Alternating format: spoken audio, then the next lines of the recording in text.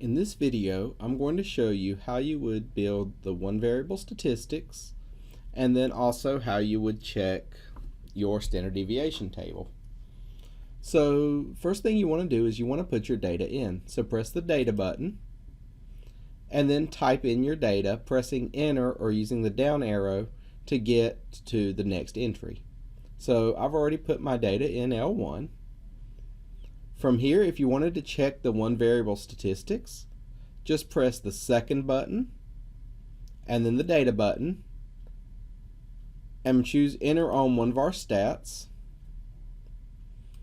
and select where your data's at, and if you have a frequency table, choose where your frequencies are, or otherwise leave it at the default of 1 and then press enter on calculate, and that's going to give you your one variable statistics.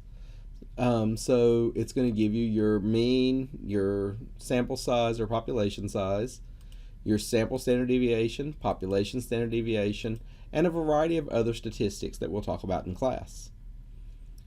From there, so let's suppose you have checked your standard deviation and the number that the calculator is giving you does not match the number that you expected based on your work.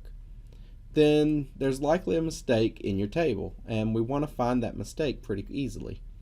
So to do that, we want to basically recreate that table in the calculator. So to do this, you want to go over to L2, which is the second column, and press the data button again.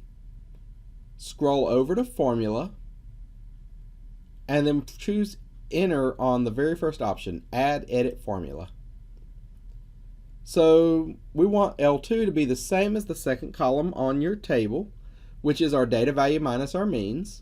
So our data values are stored in L1. So press the data button again and choose enter on L1 minus your mean, which in this case is 41.5, and then press enter. And your calculator is going to automatically calculate all of those values for you.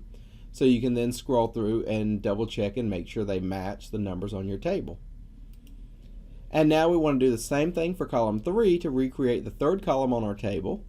So scroll over to column 3, press data, scroll over to formula, press enter on the first option, which is add edit formula, and then we now want this to be the second column squared. So data, go down to L2, press enter, and then hit the X squared button and press enter. And that's going to give us the same numbers that you should have on the third column of your table.